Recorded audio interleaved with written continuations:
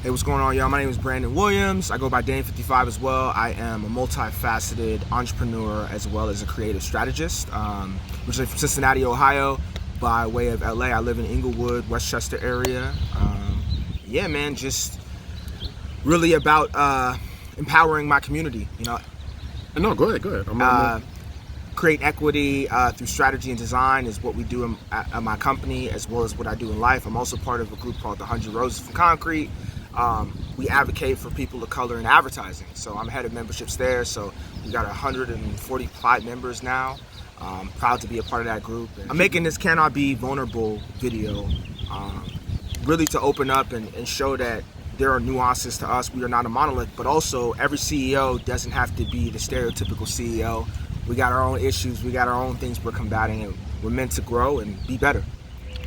I was, I think, 8 or 9 when it happened to me. It happened to me several times. It was a woman. And again, like, maybe in hindsight, she didn't think, like, you know, it was my cousin. So that's one. It's ancestral. So that's a weird thing. Not my cousin. She's my aunt.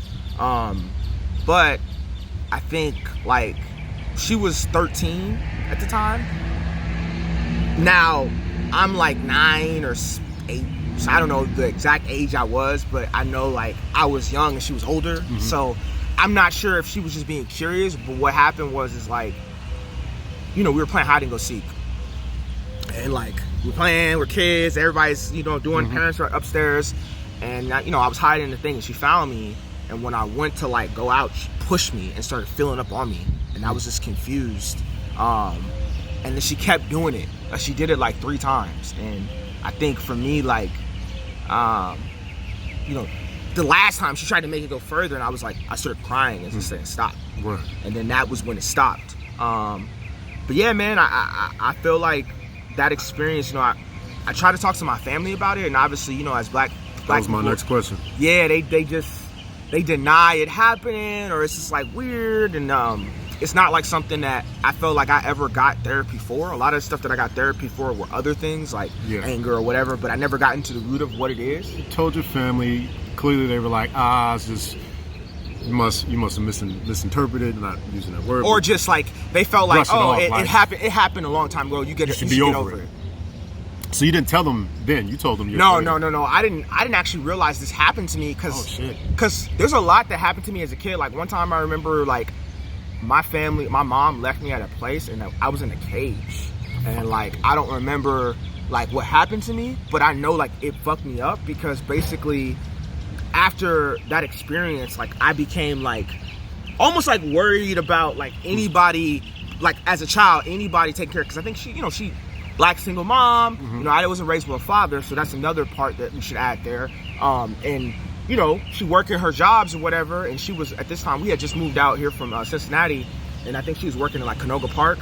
So, you know, this is 95, 96. She drops me off at these people's houses, and I think they just were, like, horrible people. And they put me in, like, a cage. They were doing weird stuff to me, and I don't remember because it's, like, blocked out. But my mom always talks about the moment. She's like, I came to pick you up, and you were, like, shaking. You were, like, crying. And I remember the cage, but I can't remember anything else. So you probably blocked that out. Did your mom do anything to those people that you know of? She just said, I'll never take you over there again. Okay. And no conversation happened, obviously. Nothing. No help. And it's one of those things, it's a generational thing, right? Like, you know, especially in the black community, especially in our parents' generation, the generations past, therapy and that kind of shit wasn't a thing, you know?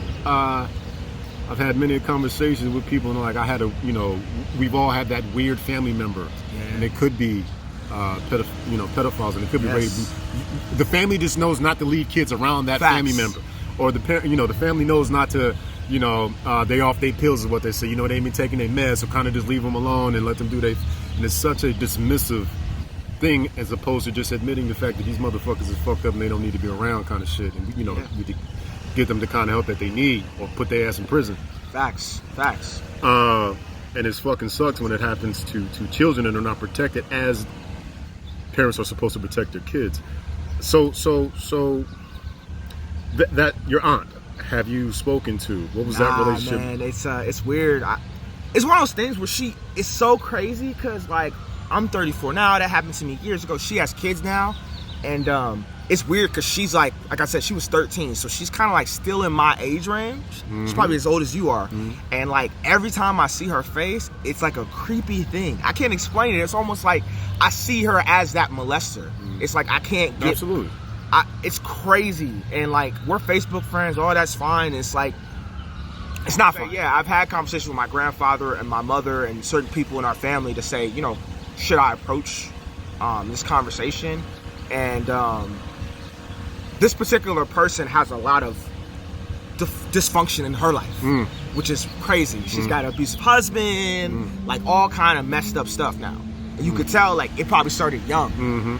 And so they almost felt like if I went to her with this stuff, it would be like a burden on top of a burden she's already existed in, not really concerned with what I felt. And that in itself created like some disingenuousness that I felt with my family. Like I was like, all right, well, these people, if I come out and say something, these people are probably going to condemn me for saying something. They're not going to even like be like, wow, Brandon, like y'all are trying to find peace about it. Y'all are trying to like work through it. It's more of like, nah, like you're bringing up some stuff that really is old and like you're trying to just stir up drama.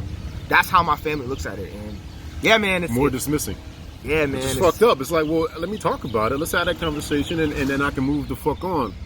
Put it like this: my mother doesn't want to go see therapy, and I told my mother, I told her once, I said, you know, we as all family just need to go see therapy, go to therapy together. And she was like, well, crazy people go to therapy. And I said, no, people who are trying to work through their craziness go to therapy. You think? And my mom's always like, you're so essential. I'm like, where do you think I get it from? I get it from y'all. And I grew up with 2 black women, you know, amazing. I love my but they never did the work for their trauma. Right. And so it's just passed down trauma, and it's like I'm trying to break that cycle now, and it's like this mission. So, and you may or may not have recognized it. How has that experience shown up the rest of your teenage years and into your adulthood? Man, so many ways, dog. I'm dealing with it now. Yeah. It's like I have a I mean, a lot of black people do, but I have a thing with authority. Like I just don't. Absolutely. I just do not work. I mean, that's why I'm an entrepreneur. I tried to always fit into corporate America, but I always felt like, you know, it was the bullshit. Yeah, and the man's coming down, and they're trying to like compartmentalize everything I'm doing, and right. That's what I'm always fighting for. Like I'm fighting for that understanding, and I feel like because I've had this almost like scar on my life, not scar, but it's a scar. It's almost like it's shown in different ways. Even when I don't have to say it, it's like they know. Like, and I think even when it comes to, like I talked about my wife, my anger issues, some of like my defensiveness, it all comes from a sense of like not being understood, you know, feeling like, you know, people dismiss. Yeah, just like you. Yeah, and I told you, my family dismisses me. I'm looked at as somebody who needs to go along, and I'm always the eccentric outlier. So it's like anytime I would bring something to the table, it's like, oh, and I felt like because of the pain, the rage of like the defensiveness comes up 10 more fold. They're like, yo, calm down. So I think that's what it is. I think it's just being able to talk to the person who did that to me, and again, she might have been a child. Like I'm at 13, maybe as a young woman, you're curious. I have no idea, but it still was wrong, and I think like in that way, I would just like some accountability on that. Like, yo, we were young. Like, I'm sorry this happened to you. And it's almost like she knows. It's like the fact that she knows, and I know she knows, and she hasn't done it herself to reach out and be like, hey, like, I know you're all about being vulnerable, and because that's my entire, not brand, but that's who I am as a person. I'm very outspoken. I'm very vulnerable. So for her not to reach out, and I know she could tell, it's kind of hurtful, and almost like it almost made me realize like even if I did reach out to her, maybe she's gonna ignore it just because she's ashamed of her own dealing of not coming to approach her. So in that way, it's almost like I would love to just have like I said, a family meetup. Everybody in the family, maybe not put out your dirty laundry, but just talk about your hurt and have an open space where you have a non-biased person there who literally is a therapist who can just say, all right, Brandon, you talk. George, you talk. This person, you talk. All right. And how do we all feel about what was in? Like, do we, and that to me would be so therapeutic, but I just know, like, my family's not that type of family. They're very, like, even this interview, like, this is going to be a lot for them, just that. Absolutely. And I told I told my mom, I told my family, like, look, this is something I I'm working through, and I need to get out. Absolutely. And if y'all don't want to deal with this, I'm gonna go deal with it and break that going on. Words to the people, Brandon Williams, 55 Media Group. My word is just do the work. I'm launching a cannabis brand soon, and it's all about wellness. Working with Airgraph, I have a partnership with Airgraph currently, and it's cool to go medicate, get your work done, do what you got to do, but also understand like the self work is important. And it's never too late. It's never too late. I'm using alternative medicines because I can't afford a therapist, but I'm learning. Open path. There's tons of other solutions out there. This was a form of therapy. Meeting with like-minded people and building a community you can trust. I think it's so important to release that trauma, release that stress, any way you do it. That's my word for today.